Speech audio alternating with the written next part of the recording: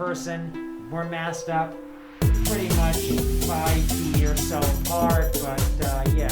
Schools, we have a 3-foot distance minimum. We're going to continue that here to make it work. I didn't check his temperature in here, but I could do it just on the side of my wrist maybe later. I did check my temperature before I came over here, and my daughter's as well, Nice. to make sure that we don't have a fever, but it'd be a pretty big shocker, seeing as how I haven't really been out of my house in a few weeks.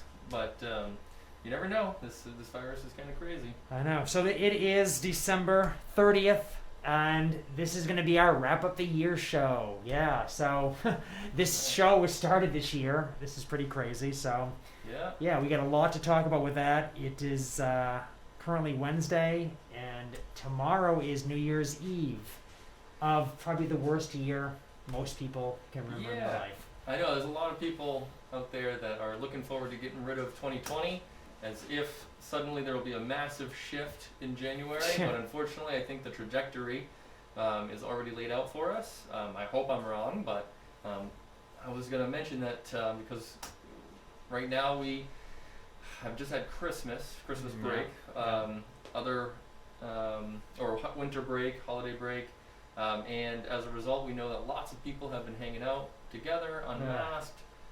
Members of, I think there was a record for travel in the airline industry since the pandemic started recently. So if it wasn't for Christmas, I would venture to say that the curve has flattened. If you look at the stats, as I go over the stats over the last few weeks, but because I know that holidays have just happened, including New Year's, it's going to be happening tomorrow or the day after, which will involve lots of people getting together and partying. And so oftentimes with New Year's parties, making bad decisions is part of it. So, I think that although the curve has flattened, I think it's just a plateau, and we'll see unreached heights as of yet. So we haven't focused on the deaths, but as of right now, I think we're up over 320,000, something like that in America. I think that's what it is. I try not to focus on it too much, but I think that's something that we have to end 2020 with saying, is that there is, let's see, I'll look it up. Yeah. Unfortunately. It feels like we're getting to that mark, and then they mentioned that it's definitely a lot of people are speculating that it's going to hit again. Something else is going to happen with it. So 340,000 Americans have died with it. So it is still out there, and in fact, I think there was a recent high-profile death too, with would have been the youngest congressman in history of Louisiana. He got elected in just a month ago in November, and he found out that he was COVID positive on December 19th, and he has passed away since. So he would have been the youngest member on Congress in that state, and the doctor said that he did not have any underlying health conditions that would have increased his risk for COVID-19 given the standard guidelines. So it does unfortunately go to show that, just like the president said, if you're the wrong person, it's going to get you. So it's just one of those things that we're doing what we can to reduce our risks, keep ourselves healthy. But here in Maine, we did see an weekly increase of 3,166 new cases, which is higher than last week's numbers. Good news, though, is that countrywide in the U.S., we have an increase of 1,281,000, which is a decrease from last week's numbers, which was 1.5 million. And in the world, we actually had a pretty good decrease, 3.8 million versus 4.6 million was the number last week. So that's why I said that I would venture to say that the curve has flattened to a point. I would say that it has flattened into a plateau, probably going to get a spike. I mean, I am no epidemiologist. I get my information from the professionals, but this is my opinion. I don't see how we could go down sharply when we are now, especially getting really cold weather moving in, and we'll see where it goes from here. But that's what 2020 was all about, was the coronavirus, so we have to mention it in detail on this last 2020 podcast. I know, and that's one It could. I mean, we were started in COVID times, and we're not going to stop talking about this probably for at least another 6 months. Probably. Just for even the aftermath of everything that's going on, the fact that we lost so many gigs Yeah. and potential things that we could have done, and we're going to start cleaning the pieces up and seeing if there is an industry for some of the things that we do on the Yeah. side. I mean, does Yeah. that even exist anymore? I keep talking and bringing up conversation my band and playing gigs again, and then after I mention it, every time I stop and go, oh yeah, that might not really come back. So I was in like a bar band, kind of a party band, would go out and play very loosely organized shows and have a lot of fun with lots of people, and I'm not sure that's gonna bounce right back again, and I don't think that it should. I'm not sure some of the necessarily. places will still exist. It's true. Some Yes. places going out of business because if they can't feed somebody, then Yeah. why would someone go and waste money on alcohol there when they gotta go to a corner store and stock up at 1/5 the price? Right. And And no tip. Yeah. Yeah. Which does affect people. And Yeah, it's It's unfortunate. Was already a huge reduction in places with sound. So, like for a band, Yeah. if you go to a place with sound, it means that they have a PA system.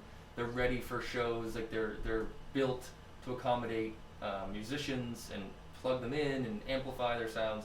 And then you have places that don't have sound, where the musicians have to kind of set it up themselves.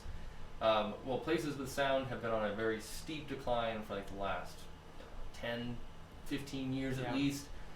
Very steep decline, and the last places with sound, I don't know if they're going to reopen because they were specifically to have sound. They usually aim for the after hours nightclub drinks, music, party thing, and those places aren't doing very good right now. So if they haven't switched over to selling food or something, then they're probably already out of business. And so we'll see what's left for our hobby / side business. We each have different side businesses, hobbies outside, like for our music, and neither one of them are looking I know. at, Yeah. weddings though. I mean, people will get married again someday, but will they party? And I lost all my weddings this year, Yeah. and they've been, well, most of them, and they were scheduled for this coming up year, and now they're starting to drop off. Because even the one in July, first one that canceled, said, yeah, we think there's still going to be some problems with COVID-19, so we're going to cancel. And they're probably right. they said, we're not going to set another date, because there's no way, we've never received a wedding contract that's 2 or 3 years from now, so Right. that's just not going to happen. So they said, we're not going to, we need our money back, and yeah, we're going to see what happens. So Yeah, it's what a crazy year. What a it's crazy year. you can't rely on a lot of things, basically. So you got to think in terms of something else positive and something you can do that is needed, because that's how Right. it works in this world. If your business goes under, it might not be your problem. It might not be because of something you've done. It might be because that business doesn't need to exist Yeah, in the area that you're in. in the time that we live in. Yeah. 20, 30 years ago, we would not have any problems getting gigs. We could probably almost support ourselves off from music alone. But things have The changed. good in the last old 20, 30 days. years. The Yeah. good old days are not going to return, everybody. That's right. But be positive about it. We'll get to that. We'll get into that. So, yeah, I think we should switch. Now, obviously, I'm going to mention to you, you might see this little thing in front of us. This is a projector. We're actually looking at a screen in front of us to see our notes. You want to try something different. One camera shot so you can see both of us in the same frame, even though both have laptops still, just for the fact that we can edit things on the fly. And habits die hard. I like to have my screen in front of me so I can edit and. I also have to set the timing so it's easier to edit these things, and it's just one of those tiny little things that in the future on episodes you won't even need to know about, because we're going to have this seamless. We have some new things coming up. We have some new definitely extras that are going to be part of this podcast / vlogcast, because those of you watching us right now, yeah, and for those who've always listened to us, they don't understand that we actually have a video of this. Yeah, there's a video version of this, and we kind of look funny, I guess. And we are in mask right now. We're in a house that's kind of, I don't know, I'm looking. Yeah, you're in our bookcase. Okay, great. Yeah. I had to look at the frame. I got to see the camera that I'm looking at where the camera is way off to the side. So I don't have someone working with us, but we could pretend there's a tech person. Yeah, here. Someday we'll have the ability to pay Hey Frank, ourselves. I scan. I need more light on my face. Okay, great. But let's transition over to one of our favorite segments, I think, that came up this year. Of course, everything came up this year because so did the podcast. Yeah. Science in the news, and because everyone's on vacation, the science is basically about the science news that has happened already. And some of the biggest superlatives that have happened, basically the oldest thing, the highest thing, smallest thing possibly. We have a particle that was sort of discovered that I still have to figure out if I can pronounce it properly. But yeah, so we've got this right up front. I'm going to look at that. So first thing, maybe you want to talk about this because you really understand these better than I do. So the highest temperature superconductor, we actually talked about this on the podcast a couple weeks ago. And so basically a superconductor that can operate at room temperature. But it still has some caveats. Like that's the one that we talked about was squished in between two diamonds. So they, I'm not sure exactly the actual process of this, but when they provide a picture of these two diamonds squishing material and then they can register voltage or something out of it, the fact that it happens at room temperature is a huge deal. I don't know, just to compare, like I think that normally these things operate at a very cold temperature, probably around the temperature that the vaccine used to be stored at, the one that we're going to be hopefully taking soon. But the fact that it can be done at room temperature means that there is a lot of opportunity for material scientists to develop a use for this and something else. And so that's, it is a cutting edge technology, but the fact that it can be done will lead to advancements that we can't even think about at this stage because it's still a cutting edge technology. But pretty interesting that they found that the highest temperature semiconductor. Diamonds are the hardest substance on the planet. Yep. So Yep. like And so two that's diamonds why two diamonds collide, something big's gonna happen. Basically, this is what happens. Don't collide diamonds, everybody. Yeah. Everybody wants one though for some reason, but you don't know what you're getting right now. Yeah, nowadays. it's that piece of material in between those two diamonds that's supposedly the superconductor there. So interesting. Hopefully it'll lead to something like some maglev cars or I don't know. Something better batteries. I don't know, maybe. Yeah. Also discovered the oldest, largest Maya monument. So this is in Mexico, and it was like buried underneath. Of course, they're not. When we mention things like this, and for any students or younger watchers, listeners, it's not like someone's walking in the woods or a jungle and they go, "What? What is this giant structure? No one's ever noticed this before." Google has pretty much mapped out the entire planet multiple times. There's not a lot of stumbling across something that no one's seen or hasn't been mapped out. But then there's this thing underground where if you can find structures of previous civilizations that have been there before because stuff is built up over it and of course erosion or whatever, and you can't really see it. So but if you use like radar or LiDAR, which is measuring height with light or lasers. So radar or LiDAR, if you that's my favorite animal. Fly a satellite over Liger. a specific area, bounce some radar or LiDAR off from it, and measure the height differences up to like a few millimeters, and suddenly you can discover new things. And that's what they've used this technology for. Is that they discovered the oldest and biggest Maya monument ever. So we've all heard about the Mayans, and they are super important with North American history. Mm-hmm. And we had never found the biggest monument that they ever made, but we just did with this brand new technology. Longer than 4 American football fields. Yeah. And as soon as you see it on the screen, you can tell. It's like, yep, that was definitely a structure. And it's pretty interesting to look at. So if you know anything about the Mayas, we now know more. Go down and learn about this, and we'll probably discover a lot more about their culture, what happened to them, and Maybe a better recipe for chocolate, but I think that was the Aztecs. But oh right, no, I get them confused sometimes. yeah. I am a science major. History was just a fleeting. So what is this thing about onions? Is that how we say onions? Yeah. Onions. Well, this is pretty insane. So an anion is sort of like something that happens with electrons. So it's like they call it a particle, but it's really the behavior of more than one electron working with another one. And supposedly these exist only in 2 dimensions, which is another thing, again, a hard thing to comprehend. But there is solid evidence of this, and it's the best evidence for them, I guess. And so as of right now, we just know more about the weird world of particle physics that just doesn't make sense to anyone else. That I think it makes sense if you don't have to be out and about doing a lot of things, that you can sit down with your computer and your calculations and just kind of run things and Yep. be like, all right, did we find something before? Let me run over some of the data that we've collected from blowing things up and having particles collide together. Oh, wait a minute, what's this thing?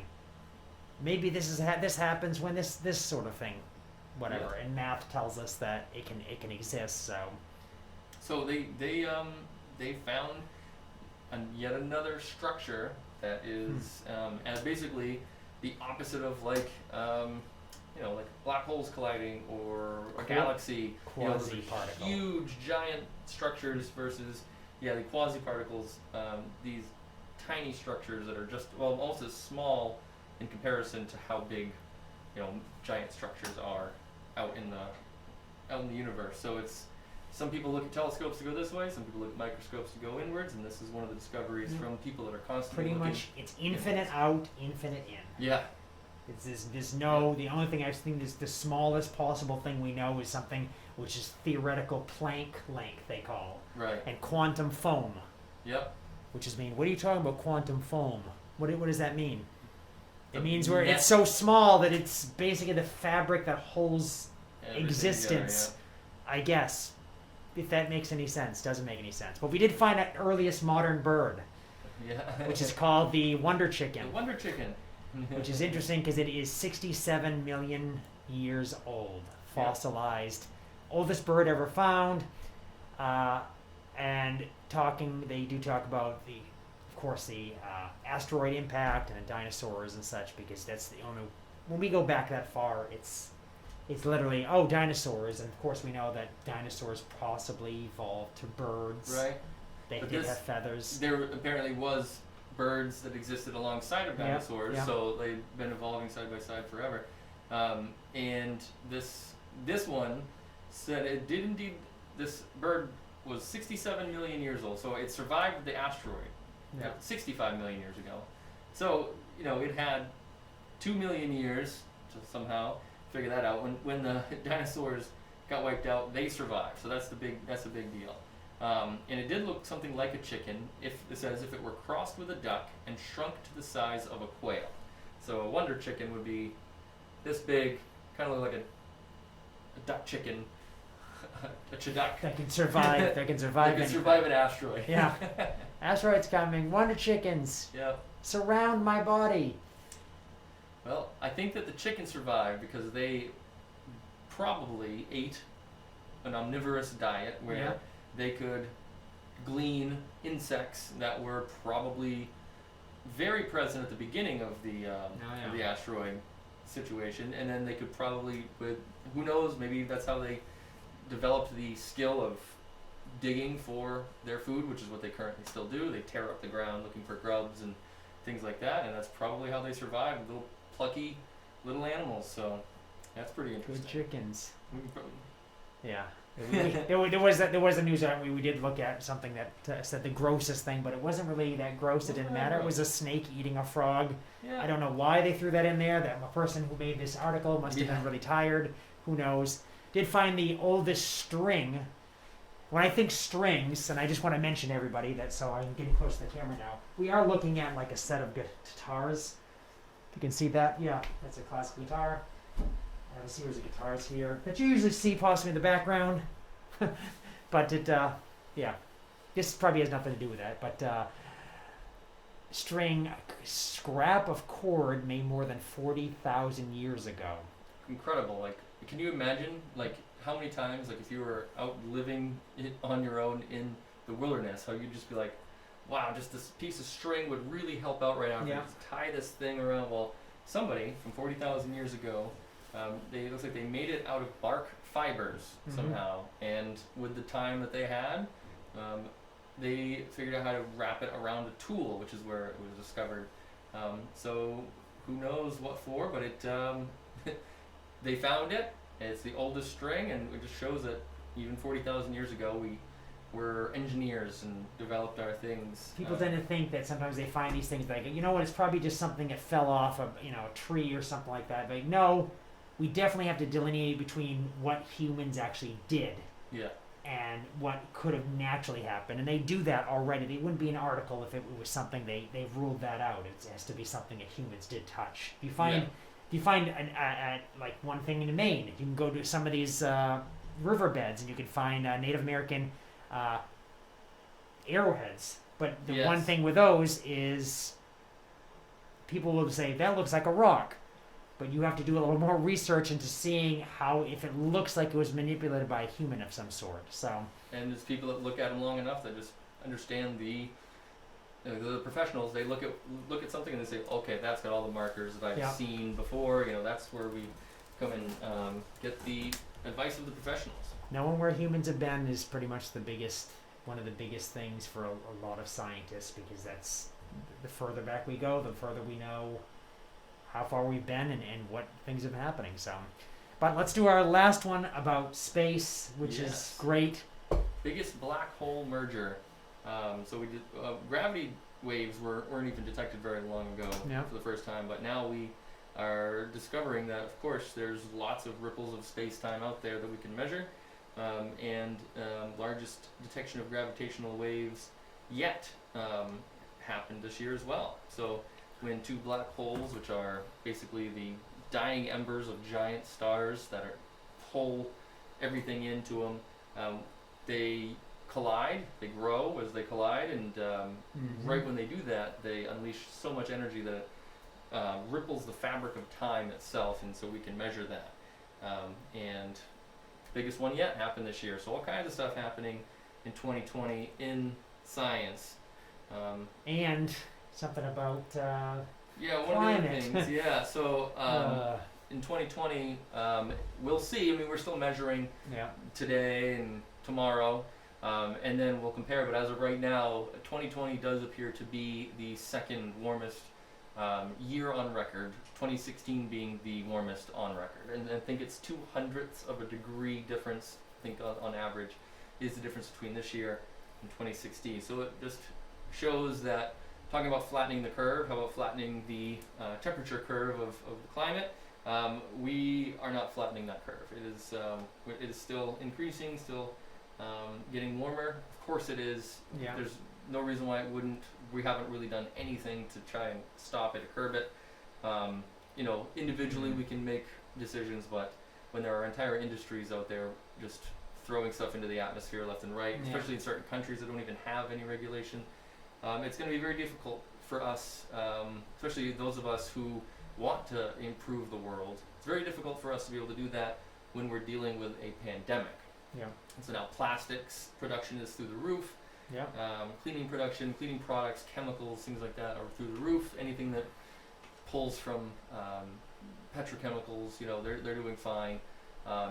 Luckily, oil production or oil consumption has dropped because of people not traveling, but industry is certainly picking up, and the biggest industries in the world are the ones that are becoming rich from this pandemic. So it's certainly a strange time, but it is one of those things we have to remember, that we should probably keep our eyes on the other issues around us at the same time. You can see a giant pile of masks, used masks in like a landfill. Yep. And that's going to be a very horrible thing to see. They'd be better in the landfill, though, where they don't release their carbon except for when they get incinerated and the carbon is released into the atmosphere. Of course, that would be an issue, but Around here, that's what we do. We burn our trash, not our choice, but when our trash is collected around this area, Yeah. it is brought to a facility where it is burned and only burned. They don't gain anything from it. No power collection. Doesn't generate power. Doesn't do anything. It's just literally burned. Hopefully at the cleanest level that they possibly can. Yeah. But that's literally what that facility is. When in this town, not too far away, and so that releases the carbon out of everything that goes into the trash. So one of those things. So we still have some work to do on that. But Wow. let's wrap up 2020. Yes, wrap And let's wrap at it. least try to focus on the good for a little bit. So we get good. We decided to do this where we have 3 good, we have 3 bad each of what we think we can glean from this year on record. Yeah, and pretty much we get some. We correlate a couple things seem to go together, and Yeah. but at the same time, our line of work, what we're thinking of, and like we mentioned earlier, gigs, possible things for income we use outside of what we do. It's things aren't looking so good, and yeah, I think our views are going to be different than somebody else Sure.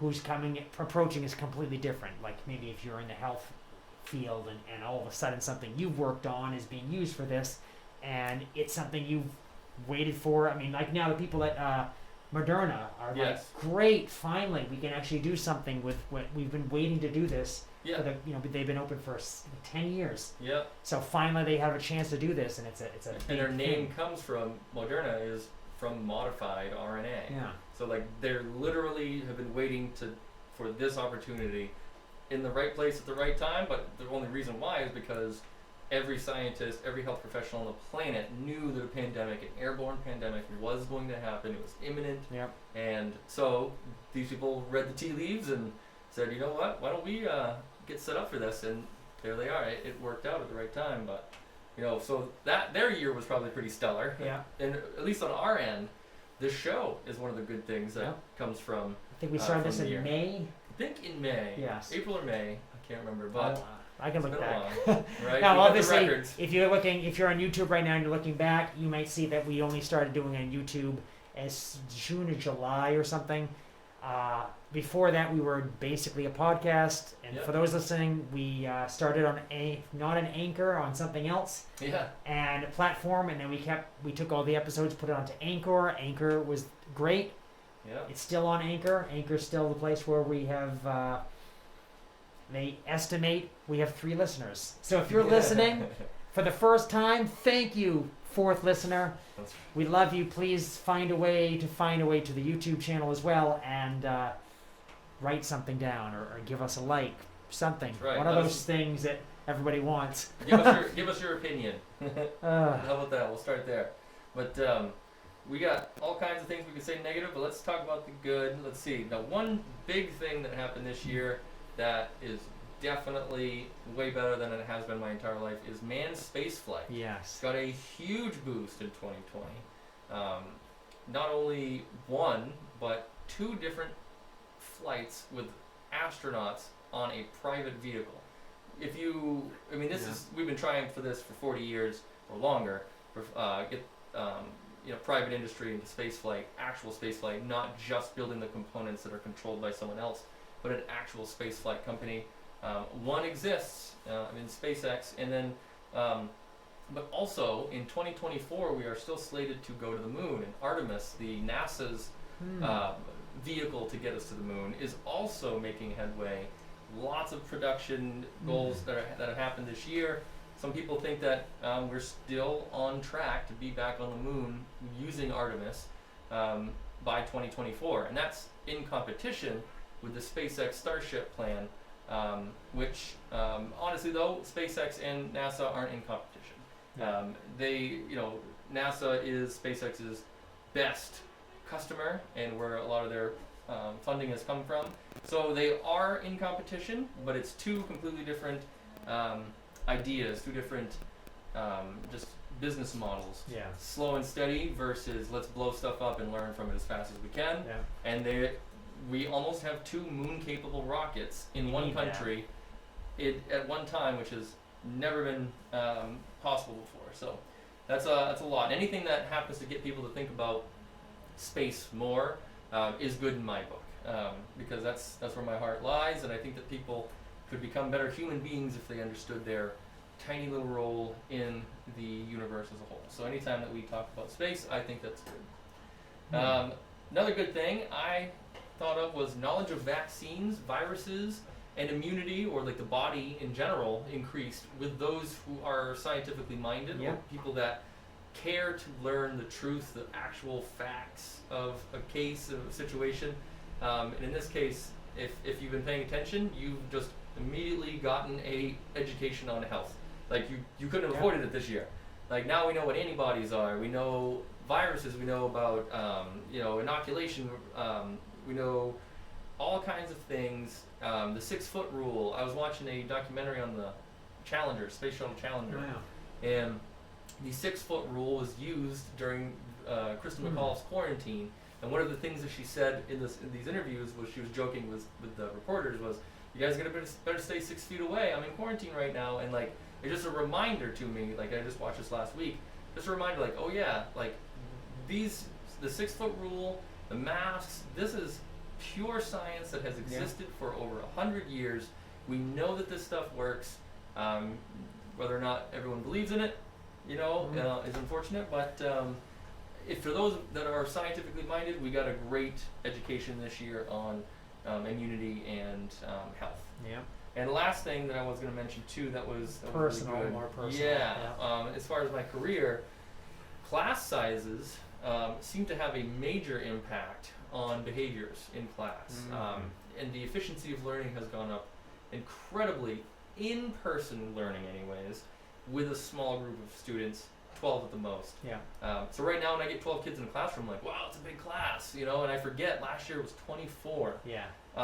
And so 12 students, and it could be some of the more difficult behavioral students in the whole school, and it is still so much different. Without the extra audience, without the extra distractions, the amount of time I can spend with each individual student has increased so much, and the relationships I've been able to build with students have increased so much that I am an advocate now for the rest of my life for 12 student maximum class sizes. And there won't be anybody that will be able to tell me any different after my experience going from 24 to 12, same kids, same room. Only thing that changed was masks and the amount of kids in the room, and just what an incredible difference. And I've read journal articles, and I used to have to quote these articles based upon the fact that small class size is better for children to learn. It's better for everybody to learn in. I mean, that's one of the things a lot of colleges say. Hey, look at small class ratio, teacher to student ratio. Yes. And you're like, that's great, that's what you want. You want that sort of thing, and people spend a lot of money to get that. And yet in public school, it's, sorry, we have such a large population, we need to push them into whatever categories we can for the age, their grade level, and then just kind of put them in wherever we can do, fill the classes. They have to go through the system, and it feels more like a chop shop, like, all right, with the education system, we're not actually trying to build anything with these students' relationships. And this year it's been completely different. Where we can actually build that, and it just feels so much. It feels more gratifying, like something that we miss, that we haven't been able to have as UA teachers, that classroom teachers get to have with their limited class, because they get to stay with that class, and we have to see everybody. Yeah, we don't have 30 students, 24 students like the average classroom teacher. We have 525, I think, is currently our number at our school, and so the ability for the quiet kids to get the attention that they would normally lose out on because so many other personalities ate up the time. We only get 30 to 40 minutes with the kids in one class, so 24 kids, how much time can you really devote to each kid? Now we're able to have conversations. Online, those that haven't talked to us before can talk online, and it's completely private. They're not gonna. It's not like in a chat room with all their friends or other naysayers and stuff. So it's such a better experience for everybody. It really is. Yeah. So there's one really big positive. I know that's coming to an end in 2021. I know that we will certainly not see class sizes suddenly change I think it might be a couple of years where we're going to be in debates for years in school board meetings saying, let's take another look at this. And I know that immediately administrations will say, well, having class sizes, cutting them in half, is going to double, facilities costs, double, costs of education in general. We have to build more schools, we'll have to have more school rooms, we'll have to have more teachers. But you know what? That's what it's going to take. That's it. That's what it's going to take to develop incredibly good humans. And there's going to be some schools, I think, that will come out of this saying, you know what? We're going to go for smaller class sizes. And yes, it increases costs, but that's what's going to happen because of the impact of that one-on-one treatment gets. So I have three things. Some of mine are seemingly random, but it's stuff that we're definitely interested in. One of them is the advances in biotechnology, and I believe somebody this year won a Nobel Prize. A team of scientists that discovered protein folding, which is too complicated for us to really get into right now. Let's just say that it's going to help with curing diseases, working on medicine to help with diseases, ailments, and also how the body works and how basically we can help us to probably age less or maybe age in reverse, which we're both really interested in. We can bands up, we quantify ourselves, actually watches, bands up. That's true. We might as well have an entire exoskeleton on right now, monitoring everything, but that's coming. That's definitely coming. Yep. Within 10 years, we'll have one of these. But that's one of the things I thought that was really interesting, that there's a lot of stuff happening in biotech. You wouldn't know if you didn't listen to it or look for the YouTube videos like I do, but it's out there, and it's amazing, and there's a lot of people doing experiments on themselves to kind of promote the fact that, a lot of stuff's happening. We're figuring things out all the time. Oh, this drug's great for... We didn't know that it could be used for this, anti-aging or whatever. And we talked about living forever on here before, the transhumanist sort of goal, the ultimate goal, I think for everyone science-minded would be that, hey, it takes forever to learn. Science is just this process. It's not like you're going to learn something and be like, I'm good. The rest of my life's all partying and pleasure. No, it's constant like, oh, I was wrong. 5 years gone. Yeah. Wow, how many years do I have left? How about infinite? How about just keep going through that process and not worrying about how many years you spent on something, right? Yeah, especially like this, everyone lost a year pretty much. So you know what? Let's I know. let's not have to worry about that so much. But I think health brought a lot of things. I mean, I think health was a big focus all of a sudden too, which I think helped in the advancement of some of this stuff. But there was some advancement too of health apps and preventative health care. Once again, we show these are the Amazon Halo bands. These came out very recently. I was in this program where I said, hey, I'll try it out, and I got it for a discount, and it got shipped, and then a few days later, everyone was doing this thing. I guess it was available to the public, but apparently it listens to us talking, so it's going to give us a readout afterwards about our mood.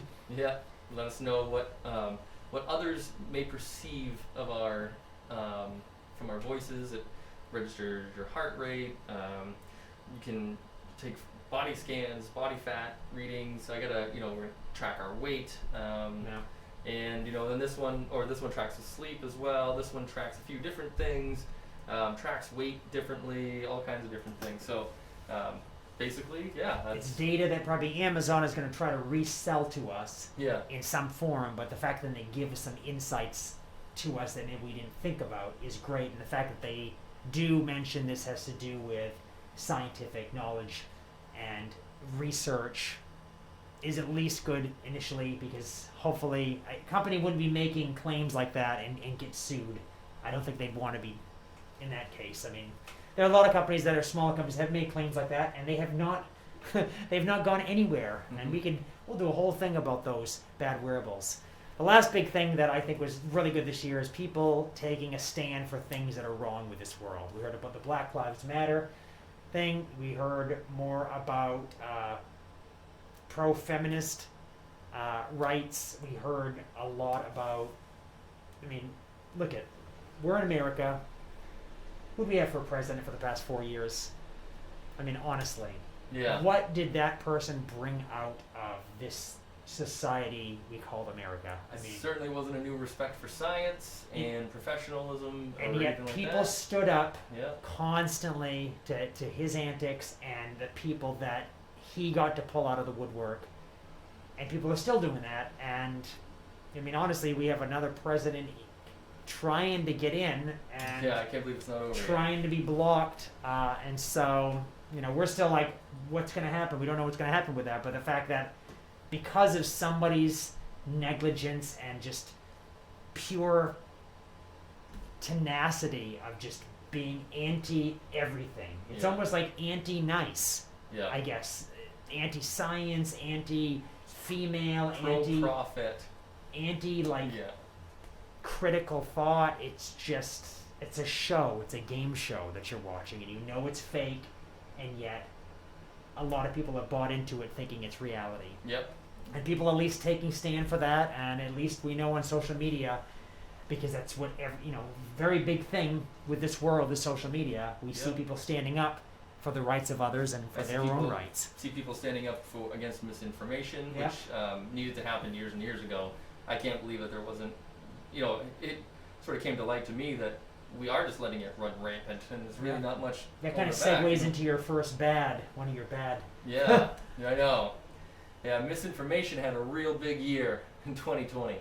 I don't think that anything could have really highlight that more than the coronavirus and the election. So misinformation in coronavirus has been everything from the fact that it doesn't exist, where it came from, that it was either like a weaponized thing.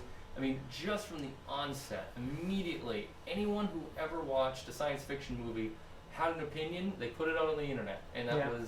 and if it happened to just resonate with the right person, all of a sudden you have a following. And, there's an entire following. I don't even want to say the name of the group online. We all know who it is or what Yeah. it is, but they basically exist from a ring of just misinformation and conspiracy theories out Yeah. there. And that's literally how this thing has just been kept aloft for, a year or two or however long it's been around. So misinformation had a real big year. That's definitely my one bad thing to mention.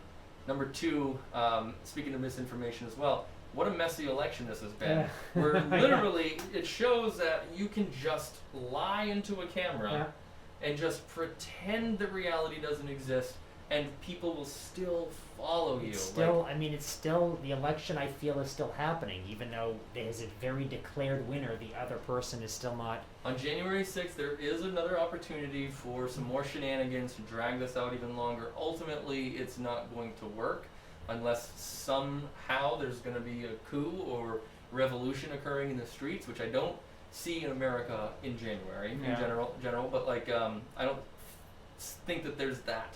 I don't think there's enough in the air to make that happen.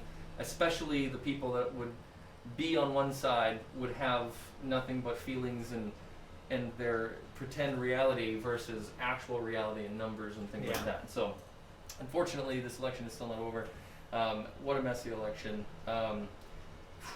Crazy. And then my third bad thing is screen time has been up for everyone. I don't think there's anyone in America that has had less screen time as a result. We get screens everywhere. Yeah, screens everywhere. I've even got get phones. I don't have them today, but I got my blue light blocking glasses because Yeah. I've been looking at screens for so much this year that I am getting eye strain. But there's no. It's like I'll strain my eyes for 12 hours one day and just be like, it's not like I can't work tomorrow. I have to go and stare at that screen for at least 10 more hours. Artificial lighting is not good. Yeah, and we have pretty big artificial light on us right now. Yeah. But it's not blue light, luckily at least. But so screen time in general, especially for kids, where half their education is now online, definitely just a gigantic increase in screen time. My own daughter, it's just hard to avoid it right now. Yeah. My wife has to work at home, so someone's got to be there with her, and that's why she's there. But she can't exactly be with her every moment of every day. So sometimes the TV, sometimes a computer keeps them entertained, keeps them learning new things. Of course, we want it all to be educational. We try our best to have everything educational and learning or building, constructing, things like that. But screen time is an awesome big number 3 on my bad list. Yeah. And my list kind of mirror everything you're talking about. One of the things being ignorance is still rampant, and especially in high places. Yeah. And of We course, talked about that, we just yeah. talked about that basically, and the fact that it's still around. We still have to be critical. We still have to be skeptical, and it's just an ongoing challenge. And the fact that America is fragmented so much between those that are just completely stuck in their belief system of like conspiracy and you never know. You could be talking to somebody. I talked to somebody the other day that it was completely, what we were talking about, completely just like weather or just whatever, and they had to just insert crazy idea, and you go, oh, okay, and you don't know how to counter that. We're like, all right, and then they're set for you to think they're crazy, so they try to pedal back and throw some more things in there, which makes it even crazier. Right. And you go, I didn't really get into this. I just wanted to talk to somebody about the weather, like to be nice. I got to fulfill my nice duty today, right? Yeah. And if you mention something, and then all of a sudden, in order to defend that argument, you need to shift the argument to some other crazier things. Yeah. Like, you should have a switch in your head that just goes, maybe that's not the best idea. Maybe I should Someone stop goes, talking. hey, the lizard people are among us. You go, yeah. What about the aliens? Yeah, one up him, yeah. Huh? And then and they're getting into that, and you're like, wow, that was great. Pretending that we're crazy, and the person goes, what are you talking about? I wasn't pretending. Oh, okay. See you later. Like, never. Okay. The other thing is that, and one of my big pet peeves that I've been hearing, which I think is bad, is that everybody wants to return to normal, right? Return to normal. Yeah. There is no normal, and there's no return. We're never going to go back. We don't want to ever go back to the large population of students we had in our room. We also, as students, say, oh, I can't wait till I return normal. The masks are going to come off. Yeah. My classroom management techniques are going to be back. I don't think that's going to happen. I don't think we're going to ever not have to do anything online with our students. Right. I don't think that... We went through that doorway. We're doing it. We're going to keep doing it. Yeah. I think that there's no way that we could be in a room full of people and not think about the air we're sharing anymore. And I think that I'm going to be less... I'm going to want to wear a mask even... Get the vaccine. Everyone gets a vaccine. I don't want to get a cold. I haven't had a kid cough in my class or sneeze in my class, really. Like, some little sometimes. But, like, for the most part, like, on a normal year, the amount of, like, picking and sneezing and wiping and things like that, none of that this year. No coughs, no sneezes. Like, I don't want to go back to that either. And if I have a kid in my class that's really sneezing and coughing and blowing their nose all the time, I'm going to request that they wear a mask if they can't go home. Because, like, I can never return to a place where I didn't think and consider the air in the room. I really, really had more of a focus that germs are spread through touch. I was very cautious to touch my eyes, nose, keep my hands clean. But the air was something that I never really thought about how or what to do in that situation. Now we know so much more. Things get better now because we can reflect what we've done wrong in the past, and that's why we can never return to however it was in the past. Yeah. I also think we have a personal thing we're doing right now. We're going to be spreading spider plants all over the school. Yeah. Which is a picture of that. Tiny little thing, so it's going to be interesting. Maybe we'll bring some in there. Maybe next time you see us, we'll be surrounded by spider plants. Not that that's a bad thing. It'll be clean in the air. We'll feel great. Yep. My other big bad thing happening here, that the new teaching, the new way that we teach, teachers in person, teachers that clean constantly, teachers that teach online, teachers that are basically have multiple classrooms in person, online, and balancing all of this grading and all of these different assignments and how some cannot transfer in person to online, is that we are crazy busy, and yet as crazy as our job has to be, or made out to be by, the powers that be, how we have to you should be doing this, you should be doing that, you should be doing that. Yeah. And it's not as receptive to students. We've never had to do homework before. We have homework this year. I would have loved to have always had to have students do homework. Yeah. When we started this year out, we basically gave students paper and said, scan this code in, and you can get to the work I have to do, or complete this work, and we get back maybe one paper out of like Maybe 50. Yeah. So now that everything's online, of course we can grade them much easier, but the grading looks horrible. They're doing no one. The amount of like investment students are making is close to nothing, and it definitely happens. The older they get, the less they do. I just closed a 5th grade class today that basically did nothing. And I constantly would be writing and saying, hey, this is trying to get them in somehow, and trying to make things really exciting and making videos. They did not care. And the amount of effort that we have to put in for an activity or a one class, 30-minute class, is higher, whereas their engagement is lower. And so that's definitely a bad thing. I have never worked so hard for such little results in my life. However, I think we're learning our own thing. We're learning, we're not stuck in our own rhythms and like then complaining like, oh gosh, this isn't going very well. I'm like, well, it's not doing well right now, but in the future, these things that we're learning are going to have a really good impact. Like the homework bit. Yeah, if I could send some kids with some homework home, I could definitely have them brush up on some skills that I need them to have. But I'm looking for that balance again where it's not quite so ridiculous. Yeah. And some people, especially in our type of work, they don't want to work more than they have to, per the contract, all that stuff. For me, I'm not one that's going to work like that. I get the job done. So we'll get the job done, getting the concept out. This is what we want them to learn. I believe in what I do. Yeah. I think that I'm having an impact on society by increasing scientific awareness. So I go into the purpose every day. So I don't care what effort. I don't have a lunch break. Like stuff like that. Some people would. We found ways to eat. Really, quick snacks. That's right. Still working on it too, and increasing that and improving that. But that's definitely one of the bad things.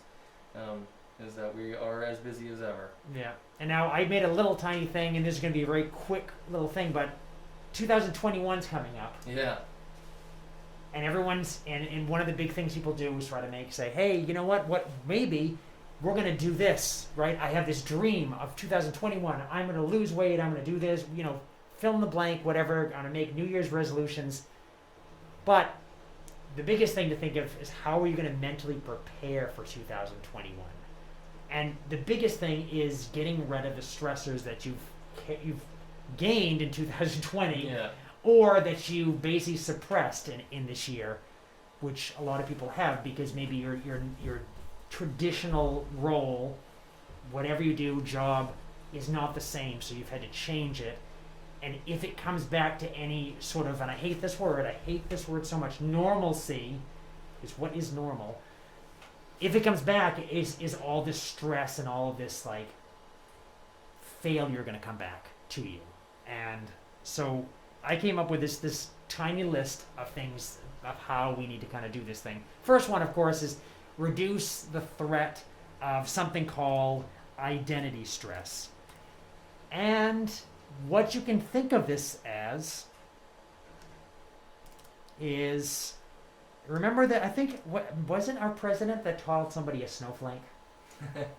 Oh, like originally? Yeah, I don't know where it was originally. I remember someone like, oh, they're being a snowflake. They're extra sensitive. In 2016, I remember when that was a new thing, and it's now so ingrained. But say you're online, say you're on Facebook, and someone mentions that they don't like something, and so all of a sudden you feel that your identity, what you believe in, how you feel about that is threatened. You've been threatened by somebody.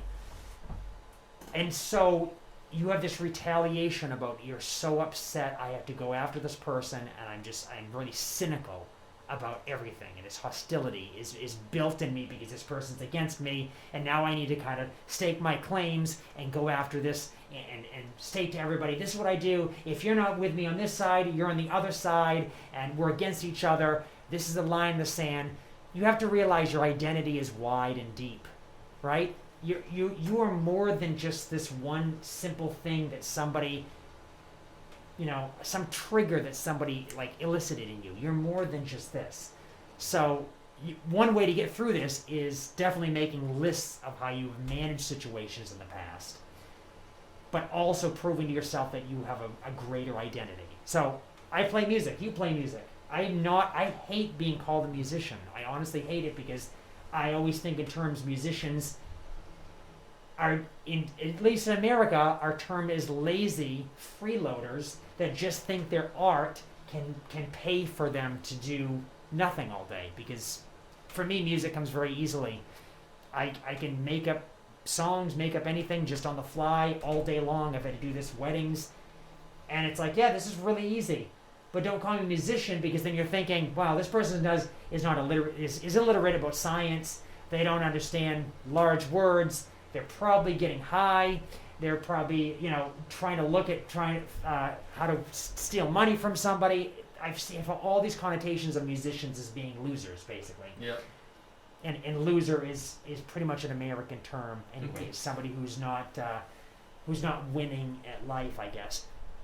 So I don't like thinking in terms of musician. A musician doesn't define me. It doesn't define that. There's so many other things. This podcast, science, what we're doing with quantifying our bodies, the stuff that we're doing, cooking and stuff like that, and just things we do in life. That we're sort of all of these things. Our looking glass self is all of these different sort of elements. We're not just one element.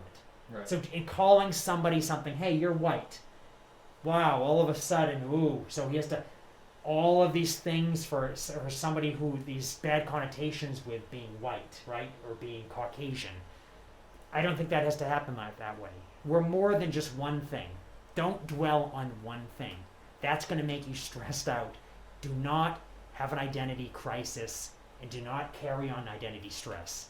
Does that make a little bit more sense? Yeah. Hopefully like that. I mean, do you like to become a musician? Well, I don't have quite such a historical perspective. However, my wife says that she originally dated me specifically because I wasn't a musician, and then he pulls a bass. I gotta have this bass. I learned to play music after dating her. So and she had equipment in her house, in her apartment, and so I say it's her fault. So that was. She's gonna wake up one day and wait a minute. Oh no! Yeah. I should have made a note to myself. But luckily, I don't have the stereotypical aspects of what a musician is in America, which definitely is not. I've been in a band that said they had to live the lifestyle before they actually made it, and that band crumbled because people were too out of their minds before they made anything. We made some great music together when they didn't want to get inebriated, and and it's too bad. And they blew up a lot of my equipment for some reason because I let them use my stuff, and that was foolish of me for somebody who musicians are not known for responsibility. Yes, so they wanted to be musicians. I didn't want to be. I wanted to make some money on the side with them and make some interesting music. But you see what happened, and it just kind of, my stereotype of musicians was basically justified in that case. But the other thing is distance your feeling and your thinking self. And we know to do this already because we critically think and we're thinking of science all the time. But basically, you can think about what you're doing and how you're reacting to something. You may be like, well, I'm so angry about that. Wait a minute. Why am I angry about that? Why do I have that visceral reaction to something? Think about this using language. So you may be asking yourself, why am I acting like that? Time. So thinking about, well, geez, these things happen at this certain time of year, at this certain time of day. I have this reaction to this, and how can I step out of this and kind of look at myself as I'm a science experiment, right? Why is this going on? Why does my cat keep doing that? Let me think about that. What am I gonna do with that? The other thing is using visuals so you can see yourself acting in different ways and look at yourself basically from the outside as if you're watching yourself react and being like, that looks pretty dumb. That's foolish. Why am I acting like that? Self-analysis is not something that everyone's capable of doing. Well, everyone is capable, but not many choose. Step out of yourself and separate those two things, the feeling and the thinking. In fact, this one thing we found this year is that many politicians, many people in powers that control a lot of things that go on in this country at least in those in other countries, basically have kind of took their feeling and thinking self and combined them together. Mhm. And so they're working on emotions, and when you're following that whole idea, follow your heart, maybe follow your head. Right. Some Think people are about that. like this virus isn't real and nobody will be able to convince me otherwise. That's someone intertwining their thinking and feeling. Yeah. The other thing is to work on mind wandering. You need to be present in the moment, and you're going to enjoy everything much better. This is where the meditation comes from. This is where mindfulness comes from. Be present on what you're doing. You're going to enjoy things better. I think we're present basically when we're teaching. If we weren't, we wouldn't be having these relationships we're building with students, and we wouldn't enjoy what we're doing. There's only two things I can do where I am 100% present in the moment.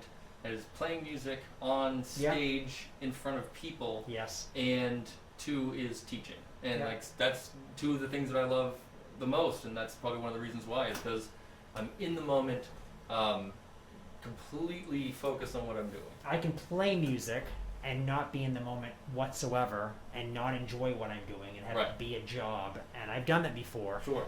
And it's horrible. It's horrible that I'm not like getting anything out of it, because I always feel like there's only so much music that I can play. I mean, we have a finite time, maybe not, but that we can play, that we're actually going to our body's going to function to play music. So it's that one of those things where enjoy what you're doing. Find a way so that your mind is not wandering. The other thing is rumination. Do not ruminate over everything that's going on. Do not ruminate over past relationships, future relationships, whatever you're going through. Do not stay focused on that. You want to move on with things. You want new things in your life. You want to adapt. That's life. And rumination in general means that you are doing something else but still thinking about something else previously. Yes. So it's right away you're losing the ability to be mindful of the moment, and enjoying whatever it is that you could be doing in the moment instead of focusing on the past. Now I know sometimes you can like really, in hindsight, really review something and really glean some information from it, but there is definitely a point where that doesn't work, and any more energy invested is just going to be an asymptote, a thing that you put as much energy as you want, but you'll never get there. It's just this thing that is impossible. So, rumination, just in general, bad idea. Throw it out. You know it if you do it. The other thing is thought suppression, which is if you had something where you're like, I can't think about that, it triggers me somehow. Suppressing this and then having it come up at the wrong time is going to lead you to pessimism, cynical hostility, all of this stuff. You need to work through your things. You need to work through your thoughts. You need to be comfortable with yourself. Can you close your eyes and be comfortable with who you are? That's a very big thing. I know a lot of people, and there's a lot of musicians I know, and there's that trigger word for me, right? Again, that have spent a lot of time with themselves, where they've come to this peace with themselves, and that's why they play a certain type of music. That's why they sing about certain things or associate with certain people, because they've done a lot of this introspective thing. And as introverts, we totally understand that. If we're not comfortable with ourselves, it's tough if you need other people to make yourself to be comfortable with yourself. Maybe you need to be around people so that you're not with yourself because you're scared of yourself. Try not to be that way. Do not suppress your thoughts. Work through these things. I mean, this is basically what it is, and the society now is more open about people being, hey, I'm working through something. Great, right? Great. We'll help you. And there's a lot of that out there. I mean, there's people that will chat because everyone's working through something. Everyone's broken. We use that term a lot. I'm broken, and stuff like that. But everyone has issues, and there you go. You can help everybody else, and they can help you. And the last one is to welcome some unitasking, not multitasking. We may think that I can be doing this and talking to you and checking this and stuff. Can't do all these things at the same exact time. If I'm trying to do too many things at the same time, I'm not focusing on any one of them, and my brain cannot do two things at the same time. Yours can't either. Multitasking is a misnomer. You can't multitask. You Yeah. can just go from one thing to the next thing fast, but you're not going to put that much effort and quality into any one thing. So let's something ultra basic that takes almost no time or thought Yes. already, like walking. Yeah. Walking and talking. That's someone's example of multitasking. driving, we forget. Sure. Oh, I drove here. I didn't remember that Yeah. how many stop signs there were because I wasn't thinking. It was But I was automatic. listening to the radio and singing along and all that stuff. Yeah. Yeah. Okay. Well, like the thing that you were doing is so repetitive or just so basic that yes, you've got this extra mind that you can do more with. However, you cannot do too complicated tasks at the same time and be any more efficient at all than someone who is focusing on one versus the other. And I definitely am a very solid believer that multitasking is not a thing that is possible for someone to really do. But there are people out there who argue that with me. But yeah, unitasking. What's unitasking? Yeah, and One- unitasking. Yeah, one thing, focus, then move on to the next thing. Hey, is it your scheduled time to play music? Is it your scheduled time right now to work on this? You work on that.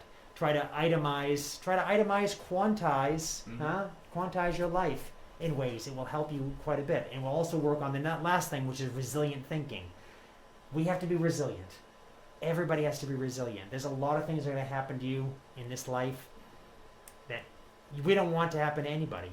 It's going to happen no matter what. You're going to have to go through it. You have to be resilient. Yes, absolutely. The person that says, I don't want to face this, I want to run from this, you're going to face it. You're going to face it. You have to be resilient about getting through things, adapting. It's one of the methodologies that's keeping people not following the advice of scientists is that if I put a mask on, it means that I admit this virus is real. Yeah. And but they can't close down my favorite place because that means that my life is now affected. Well, that's one of the things. We have to be resilient. Yes, things are going to change. We should all be aware of that, and let's not get roped up in thinking that we have to keep things a very specific way or keep our lives in a certain way, especially with this year. Let's be resilient and make sure that we're just aware that changes are going to happen. We're definitely not out of the woods yet as far as No. change in 2020 or, well, change in the pandemic, I should say. So this has been a long episode. We're sorry Yeah. about that, but we did want to mention one last thing. This podcast, where it is, where it's been going. How have you been with this podcast? Well, in 1 year, I went from never thinking I'd be involved in a podcast to having a podcast and modifying it and things. So I think we've made really good progress for 2020, our very first ever attempt at a podcast or Mhm. vlogcast.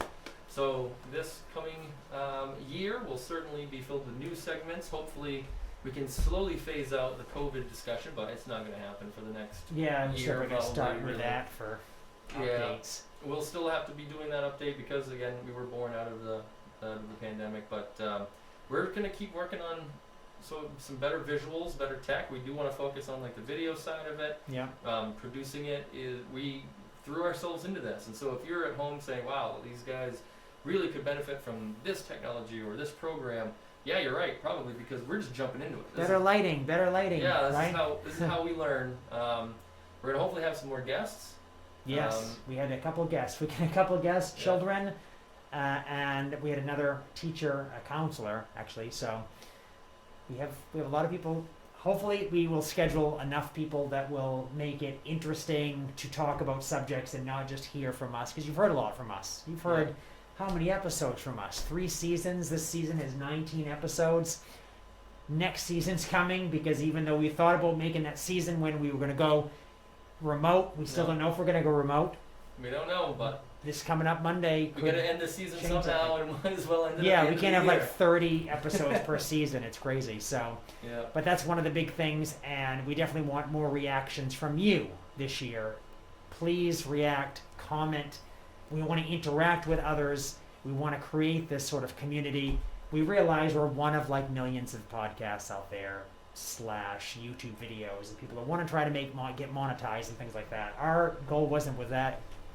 Our goal basically was to try to get others to realize that we are educators and we're interested in science and critical thinking. And communicate ideas and things that that we believe in, that we come across, and things that we think that are important to society as a whole. Yeah. So if you're interested in anything, it probably has some basis in science or it can be quantified or qualitated. So, That'd be a good discussion, whatever it is. So Yeah. let us know. so we'll see you very soon in 2021. I'm Mr. James, And I'm Mr. Ritchie. and we are the educators. Air high five.